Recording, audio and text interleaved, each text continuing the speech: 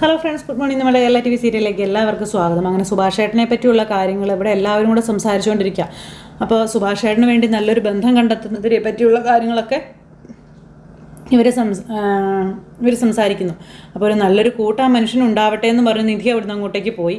നിധി അവിടുന്ന് അങ്ങ് പോയി കഴിഞ്ഞപ്പോഴത്തേക്കും സുധീഷ് ഇങ്ങനെ വല്ലാതെ നിൽക്കുക കേട്ടോ. ഇതെല്ലാം കേട്ട അച്ഛൻ പുറത്തിരിപ്പുണ്ടായിരുന്നു. എന്നിട്ട് അച്ഛൻ അവിടുന്ന് തലക്കെട്ടും കെട്ടി അങ്ങ് ഇറങ്ങി പോവുകയും ചെയ്തു. അദ്ദേഹം അങ്ങ് ഇറങ്ങി പോയി കഴിഞ്ഞപ്പോഴേക്കും വഴിയിൽ വെച്ച് ഒരാളെ കണ്ടു. അയാളുടെ സ്കൂട്ടറുമായിട്ടൊന്ന് ഇടിച്ചു. ഒന്ന് നിർത്തടോ എന്ന് പറഞ്ഞ വണ്ടി അങ്ങ് നിർത്തി.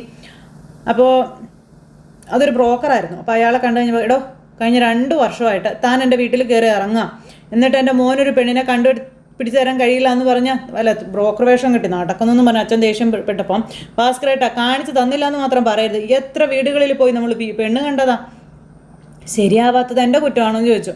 അപ്പോൾ നിങ്ങളുടെ വീടിനെ പറ്റി ആലോചിക്കുമ്പം ആൾക്കാർ പിൻവാങ്ങുന്നതിന് ഞാനെന്ത് വേണമെന്ന് ചോദിച്ചു. ഈ വീട്ടിലെ മറ്റു വീടുകൾക്കില്ലാത്ത എന്ത് പ്രശ്നമാണ് എൻ്റെ വീട്ടിലുള്ളത്? അത് നമുക്ക് പറയാം, പക്ഷേ വരുന്നവർക്കും കൂടി അത് തോന്നണ്ടേ? അതല്ലേ ശരി. പിന്നെ ഇപ്പം തന്നെ ഒരു പെൺകുട്ടിയുടെ കാര്യം പറയാൻ ഞാൻ സുഭാഷിനെ വിളിച്ചതാണ്. അവൻ ഫോൺ പോലും എടുക്കുന്നില്ല എന്ന് പറഞ്ഞു. അപ്പോൾ എങ്ങനെയാണോ എടുക്കുന്നത്? നിന്നിലുള്ള വിശ്വാസം പോയില്ലേ അവനിപ്പോൾ മാട്രിമോണിയിലാണ് പെണ്ണ് നോക്കുന്നത്. അപ്പോൾ ഓഹോ അതിലൂടെയൊക്കെ ചിലപ്പോൾ പെണ്ണ് കിട്ടും. പക്ഷേ ബ്രോക്കർ അരവിന്ദൻ കൊണ്ടുവരുന്ന പെണ്ണിനെ വിശ്വാസ്യത കൂടും. കുടുംബം, പാരൻസ്, കുട്ടികൾ, ചുറ്റുപാട് തുടങ്ങിയ എല്ലാം ഓക്കെ ആയ കേസുകളെ നമ്മൾ ഏൽക്കാറുള്ളൂ എന്നൊക്കെ പറഞ്ഞിങ്ങനെ പറയാട്ടോ. പോയി ചതിക്കപ്പെടാനാണെങ്കിൽ ആയിക്കോ, പക്ഷേ പിന്നെ എന്നെ കാണുമ്പോൾ അരവിന്ദോ താൻ മുഖേന തന്ന ഒരു ബന്ധം മതിയായിരുന്നു എന്ന് പറയാൻ നിൽക്കരുത്. അപ്പോൾ താൻ വലിയ വായിട്ട് അലക്കാതെ എത്രയും പെട്ടെന്ന് പെണ്ണിനെ തപ്പെടുക്കാൻ നോക്കണോ?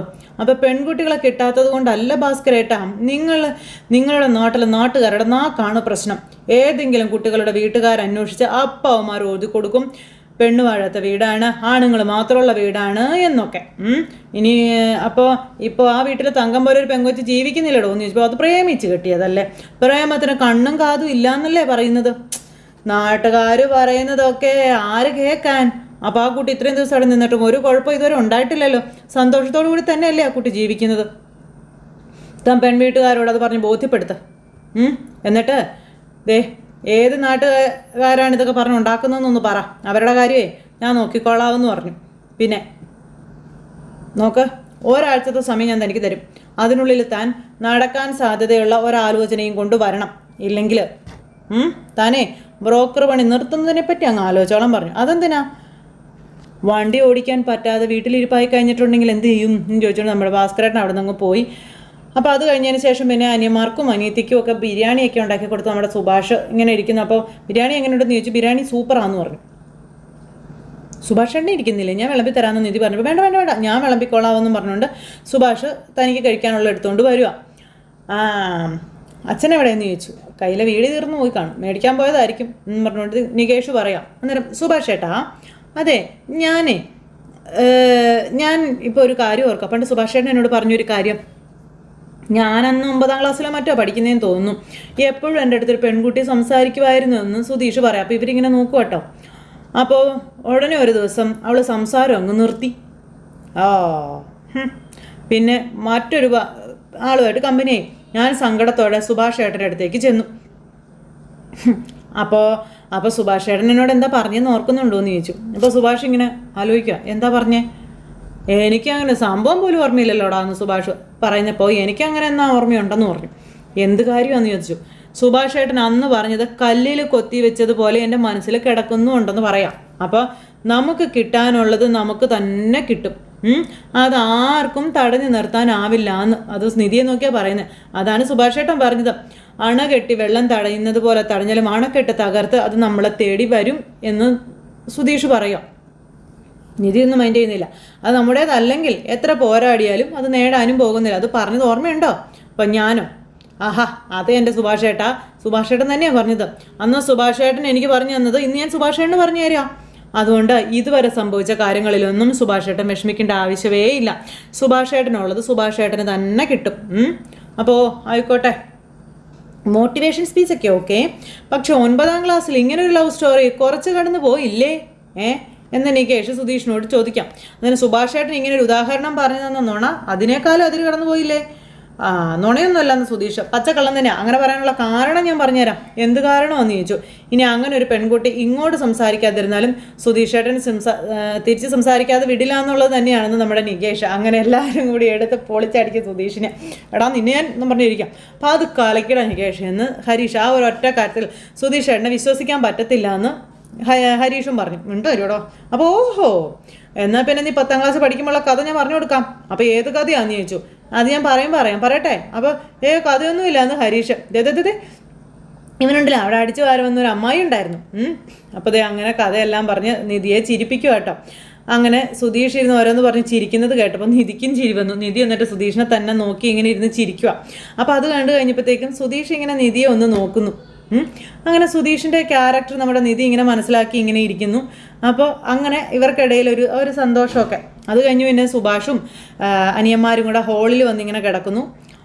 സുഭാഷ് ഫോൺ നോക്കിക്കൊണ്ടിരിക്കുക. ഈ പെൺപിള്ളേരുടെ ഫോട്ടോ നോക്കിയിരിക്കുന്ന പരിപാടി എന്ന് തുടങ്ങിയിടാന്ന് സുധീഷിനോട് സുഭാഷ് ചോദിച്ചപ്പോൾ എൻ്റെ പൊന്ന് സുഭാഷ് ഏട്ടാ, ഈ പെൺകുട്ടികൾ റീൽസ് ഫോട്ടോസൊക്കെ ഇടുന്നതേ ഞങ്ങൾക്ക് നോക്കാൻ വേണ്ടിയിട്ടാണെന്ന് സുധീഷ്. എടാ നിൻ്റെ കല്യാണം കഴിഞ്ഞതല്ലേ? ആഹാ, എന്നാലേ ഒരു കാര്യം ചെയ്യാം, ഈ കാര്യം പോയിട്ട് നിധിയുടെ അടുത്ത് നിന്ന് പറ, അതിനുള്ള ധൈര്യം ഉണ്ടോ നിങ്ങൾക്കെന്ന് ചോദിച്ചു. അപ്പോൾ എന്നും പറഞ്ഞിരിക്കുക ഇവർ. എടാ ആ കുട്ടിയുടെ കൂടെ നിനക്ക് ജീവിക്കണമെന്നല്ലേ നിൻ്റെ ആഗ്രഹം? എനിക്ക് നീ അവളോടൊപ്പം ജീവിക്കണം എന്ന് തന്നെ ആഗ്രഹം. അപ്പോൾ പിന്നെ നീ മാത്രം എന്താ ഒട്ടും മാറാത്തെ? എൻ്റെ സുഭാഷേട്ടാ, നിങ്ങൾ ഏതോ ശിലായുഗത്തിലെ മനുഷ്യനാവരുത് കേട്ടോ. റീൽസ് ഫോട്ടോസും കണ്ടെന്ന് കരുതി സദാചാരം പോവത്തൊന്നും ഇല്ല. നമ്മളിതൊക്കെ കണ്ട് ലൈഫ് എൻജോയ് ചെയ്യാൻ വേണ്ടിയിട്ടല്ലേ എല്ലാവരും അപ്ലോഡ് ചെയ്യുന്നത്.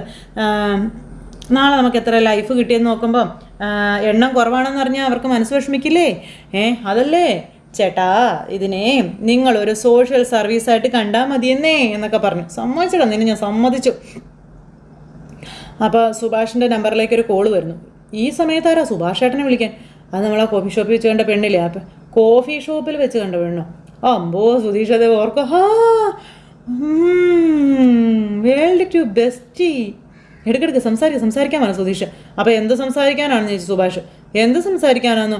രാത്രി 11 മണിക്ക് വന്ന കോളല്ലേ, എന്തെങ്കിലും ജോളിയായിട്ട് സംസാരിക്കാൻ കാണുമായിരിക്കും. എനിക്ക് സംസാരിക്കാനൊന്നും ഇല്ലയെന്ന് പറഞ്ഞു സുഭാഷ്. ഞാൻ വേണേൽ മാറിയിരിക്കാം. എടാ ആ പെണ്ണ് സംസാരിക്കുന്ന എനിക്ക് ദഹിക്കുന്ന കാര്യങ്ങളൊന്നും അല്ല എന്ന് പറഞ്ഞു. വെറുതെ എന്തിനാ എൻ്റെ പൊന്ന് സുഭാഷേട്ടാ. അപ്പോഴത്തേക്കും കട്ട് ചെയ്തു.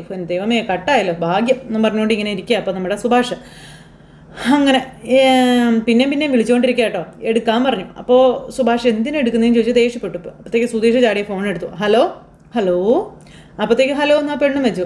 അതെ ഹലോ എന്ന് വെച്ചു. വോയിസ് കൊള്ളാൻ കേട്ടോ നമ്മുടെ സുധീഷ്. എടാ കളിക്കാൻ നീ ഫോണോട് വെച്ചിട്ട് വയ്ക്കാമെന്ന് സുഭാഷ് പറഞ്ഞു. പക്ഷേ സുധീഷ് ആരാ പൊന്നുമാൻ. ഹലോ പറഞ്ഞോളൂ എന്നാ സുധീഷ. അപ്പോൾ സുഭാഷ് അല്ലേ എന്ന് ചോദിച്ചു. അപ്പോൾ അതെ സുഭാഷാണ് സംസാരിക്കുന്നത്. അപ്പോഴത്തേക്കും സുഭാഷോട്ട് തന്നെ അടിക്കാനൊക്കെ തോന്നും. മര്യാദയ്ക്കിരിക്കുന്നൊക്കെ പറഞ്ഞ് എന്തിനാണ് എൻ്റെ പേര് പറഞ്ഞതെന്നൊക്കെ സുഭാഷ് ചോദിക്കാം. മിണ്ടല്ലേ സുഭാഷ് മിണ്ടല്ലേ, ഞാൻ സ്പീക്കറിൽ ഇടാമെന്ന് പറഞ്ഞിട്ട് സുധീഷ് ഇത് സ്പീക്കറിലിട്ടു. അപ്പോൾ ആ നേരത്തെ വിളിച്ചിരുന്നല്ലേ എന്ന് സുധീഷ് ചോദിച്ചു. കണ്ടില്ലായിരുന്നു കേട്ടോ, ഞാൻ ഉറങ്ങിപ്പോയെന്നൊക്കെ പറയുമ്പം അയ്യോ ഡിസ്റ്റർബൻസ് ആയോ എന്ന് ചോദിച്ചു. ഡിസ്റ്റർബൻസോ? ഒരു ഡിസ്റ്റർബൻസും ഇല്ല.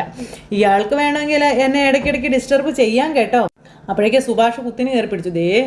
നീ ചുമ്മാ ആവശ്യമില്ലാത്തൊന്നും ഒപ്പിച്ച് വയ്ക്കല്ലേടാ, നീ എന്നതാടാ കാണിക്കുന്നതെന്നൊക്കെ ചോദിച്ചു.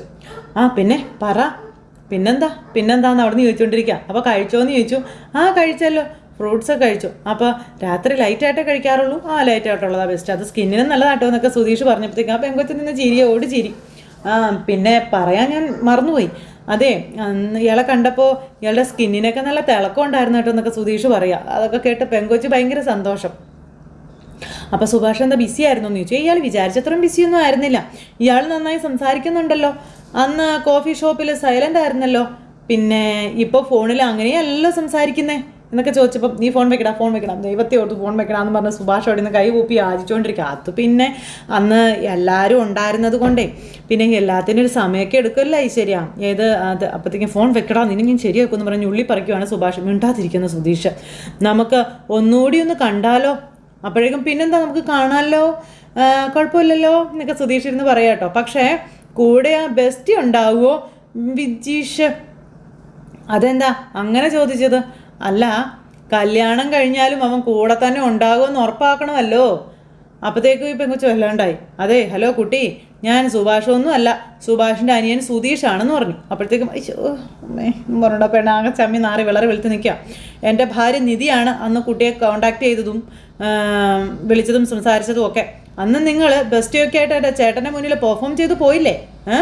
അന്നേ ഈ ബന്ധം വേണ്ടാന്ന് ഞങ്ങളങ്ങ് തീരുമാനിച്ചതാ കേട്ടോ എന്ന് സുധീഷ് അങ്ങ് പറഞ്ഞു. പിന്നെ ഇത്രയും നേരം ഇങ്ങനെ സംസാരിച്ചത് കുട്ടിയുടെ ആറ്റിറ്റ്യൂഡ് എന്താണെന്ന് അറിയാൻ വേണ്ടി ഞാനിട്ടൊരു നമ്പറാണ് കേട്ടോ എന്ന് സുധീഷ് പറഞ്ഞു. പെണ്ണങ്ങ് ചമ്മി വിളറി വെളുത്ത് നിൽക്കുക. അതുകൊണ്ട് കുട്ടി ഈ ഫോൺ കട്ട് ചെയ്തടുത്ത് ബെസ്റ്റിയെ വിളിക്കുക കേട്ടോ. എന്നിട്ട് വെളുപ്പാൻ കാലം വരെ ഇങ്ങനെ കുണുങ്ങി വർത്തമാനമൊക്കെ പറഞ്ഞ് അങ്ങ് ഉറങ്ങാൻ നോക്കുക കേട്ടോ. അപ്പോൾ ശരി, ഗുഡ് നൈറ്റ് എന്ന് പറഞ്ഞുകൊണ്ട് നമ്മുടെ സുധീഷ് ഫോണും കട്ട് ചെയ്ത പെണ്ണ് വിളറി വെളുത്തു. നീ എന്തിനാടാ പെങ്കൊച്ചിനോട് ഇങ്ങനെയൊക്കെ പറഞ്ഞതെന്ന് സുഭാഷ് ചോദിക്കുക. അപ്പോൾ എന്തോന്ന്? അല്ല, നമ്മളെന്തായാലും വേണ്ടാന്ന് വെച്ച കാര്യമല്ലേ, സംസാരിക്കാതിരുന്ന പോരേടാ. എന്തിനിപ്പോൾ ആ കുട്ടിയെ വെറുതെ വിഷമിപ്പിക്കാൻ നോക്കിയാൽ അയച്ചാ എടുക്കാതിരുന്നെങ്കിലേ അവൾ പിന്നെ വിളിച്ചുകൊണ്ടിരുന്നേനെ. ഇതുകൊണ്ട് ഇനിയിപ്പോൾ അവളുടെ ശല്യം ഉണ്ടാവില്ലല്ലോ എന്നും പറഞ്ഞുകൊണ്ടിരിക്കുമ്പോൾ നികേഷ് ചാടി എഴുന്നേറ്റു. എന്താ ഇവിടെ നിങ്ങൾക്ക് രണ്ടുപേർക്കും ഉറക്കമില്ലേ? ഗേൾ ഫ്രണ്ട്സിനെ വിളിക്കാം, പൊടാവിടുന്നോ കിടന്നോടാവിടുന്നോ നമ്മൾ സുഭാഷ് ദേഷ്യപ്പെട്ടു. ഗുഡ് നൈറ്റ് എന്ന് പറഞ്ഞ് നമ്മുടെ നികേഷ് കിടന്നു. പിന്നെ ചേട്ടൻ അനിയന്മാർ കെട്ടിപ്പിടിച്ചിങ്ങനെ കിടക്കുക. അത് കഴിഞ്ഞ് പിന്നെ കാണിക്കുന്നത് സാന്ദ്രയെയും അരുണിനെ കേട്ടോ. അരുണാണെങ്കിൽ പുറത്തേക്ക് പോകാൻ ഇറങ്ങി വരുന്നു. അപ്പോൾ സാന്ദ്ര പതുക്കെ പമ്മി പിന്നാലെ ചെല്ലുവാണേ. അപ്പോൾ സാന്ദ്രയാണെന്നുണ്ടെങ്കിൽ അവിടെ ഇരിക്കുന്ന സാധനം, അതായത് ഒരു ഇത് കൂട്ടി ഇങ്ങനെ എടുത്തു. അങ്ങനെ അതെടുത്തിട്ട് സാന്ദ്ര അവിടുന്ന് പോകാൻ നോക്കിയപ്പോഴത്തേക്കും നമ്മുടെ അരുൺ ഇത് കണ്ടു. അരുൺ എന്നിട്ട് ഇതെല്ലാം ചെക്ക് ചെയ്ത് സാന്ദ്ര എന്നാ ചെയ്യുന്നതെന്ന്. എന്നിട്ട് ഒന്നും അല്ലാത്തതുപോലെ ഇവനകത്തേക്ക് കയറി വന്നു. എന്നിട്ട് സാന്ദ്രയോട് അവിടെ നിന്ന് അങ്ങ് പോകാൻ പറഞ്ഞു. അപ്പോൾ സാന്ദ്ര ഇത് ബുക്കിൽ ഓരോന്നൊക്കെ എഴുതി വെച്ചിരിക്കുന്ന കാര്യങ്ങളൊക്കെ നോക്കുക. അത് കഴിഞ്ഞിട്ട് സാന്ദ്ര എഴുതി വെച്ചിരിക്കുന്ന സാധനം എടുത്ത് ഒരു അക്കത്തിൻ്റെ അടുത്ത് നമ്പർ മാറ്റി എഴുതിയിട്ടു, മാറിപ്പോകാൻ വേണ്ടിയിട്ടേ. അങ്ങനെ അരുൺ ചെറിയൊരു പണി കൊടുത്തേച്ച് അവിടെ നിന്ന് അങ്ങ് പോവുകയാണ്. ഇതൊന്നും അറിയാതെ സാന്ദ്ര നിധിക്ക് സഹായം ചെയ്യാൻ വേണ്ടി ഇരിക്കുകയായിരുന്നു. പുറത്തേക്ക് ഇറങ്ങിപ്പോയത്. അത് കഴിഞ്ഞ് പിന്നെ നമ്മുടെ സുധീഷിനെയാണ് കാണിക്കുന്നത്. സുധീഷാണെങ്കിൽ ഇങ്ങനെ ഭയങ്കര കളി ഇതൊക്കെ ആയിട്ട് ഇങ്ങനെ നടക്കും. അപ്പോൾ നിധി അവിടെ നിന്ന് എന്തോ വായിക്കാം. അപ്പോൾ നമ്മുടെ സുധീഷ് ഇങ്ങനെ നിധിയുടെ അടുത്തേക്ക് എന്തെങ്കിലും കാരണം ഉണ്ടാക്കി പോകണമല്ലോ, നിധി ഒന്ന് ഇമ്പ്രസ് ചെയ്യിക്കണമല്ലോ എന്നും പറഞ്ഞുകൊണ്ട് ഇങ്ങനെ നിന്ന് ആലോചിക്കുക എന്ത് ചെയ്യുമെന്ന്. അത് കഴിഞ്ഞിട്ടൊരു ഓടിപ്പോയൊരു ചൂലും അടിച്ചു അരിയും ഒക്കെ എടുത്തുകൊണ്ട് അടിക്കൽ, വാരൽ, തൂക്കൽ, തുടക്കൽ, ഇതൊക്കെ വെള്ളം തളിക്കലും ഒക്കെ ഭയങ്കര ജോലി. അപ്പോൾ നിധി ഇതൊക്കെ കാണണം, അതിന് വേണ്ടിയിട്ടാണ്. അപ്പോൾ പതുക്കെ എന്നിട്ട് സാന്ദ്ര പുറത്ത് പോയിട്ട് അകത്തേക്ക് കയറി വന്നിട്ട് ആ നമ്പർ എഴുതി വെച്ചിരുന്ന നമ്പർ എടുത്ത് നിധിക്ക് പറഞ്ഞു കൊടുക്കാനായിട്ട്. അപ്പോൾ ഫോട്ടോയും എടുത്തു, വോയിസ് നോട്ട് ഇട്ട് കൊടുത്തു. നിധി, നിൻ്റെ ആധാർ കാർഡ് എനിക്ക് കിട്ടി കേട്ടോ, അതിൻ്റെ നമ്പർ ഞാൻ അയക്കുന്നുണ്ടേ, അത് വെച്ച് നിനക്ക് ആധാർ കാർഡ് എടുക്കാൻ കഴിയുമെങ്കിൽ എടുത്തേക്ക് കേട്ടോ എന്നും നിധി പറഞ്ഞു കേട്ടോ. സന്തോഷമായി നിധിക്ക്. നിധി അങ്ങനെ സന്തോഷപ്പെട്ട് അവിടെ അങ്ങനെ ഇരിക്കുന്നിടത്ത് നിന്നിട്ട് കഥ അവസാനിച്ചു. പക്ഷേ പുറകിൽ നടന്ന ചതി സാന്ദ്രയെ അറിഞ്ഞിട്ടില്ല. അപ്പോൾ എല്ലാവർക്കും നല്ലൊരു ദിവസം ആശംസിക്കുകയാണ്. എല്ലാവരും തരുന്ന സപ്പോർട്ടിനും സ്നേഹത്തിനും ഒത്തിരി നന്ദി ഹൃദയത്തിൻ്റെ ഭാഷയിൽ അറിയിക്കുന്നു. അടുത്ത സൂപ്പർ ഹിറ്റ് കഥയുമായി കാണുന്നത് വരെ എല്ലാവർക്കും നന്ദി. Take care, bye bye. അതോടൊപ്പം നമ്മുടെ ചാനൽ ആദ്യമായിട്ട് കാണുന്നവരുണ്ടെങ്കിൽ ഒന്ന് സബ്സ്ക്രൈബ് ചെയ്യണം കേട്ടോ. തൊട്ടടുത്ത് കാണുന്ന ബെൽ ബട്ടൺ അമർത്തി കഴിഞ്ഞിട്ടുണ്ടെങ്കിൽ നമ്മുടെ വീഡിയോസ് എളുപ്പത്തിൽ കാണാൻ കഴിയുന്നതായിരിക്കും. നോട്ടിഫിക്കേഷനായിട്ട് നിങ്ങളുടെ ഫോണുകളിലേക്ക് എത്തുന്നതായിരിക്കും. അപ്പോൾ എല്ലാവരോടും ഒരിക്കൽ കൂടി 1000 നന്ദി അറിയിച്ചുകൊണ്ട് നിർത്തുക കേട്ടോ. ടാറ്റാ.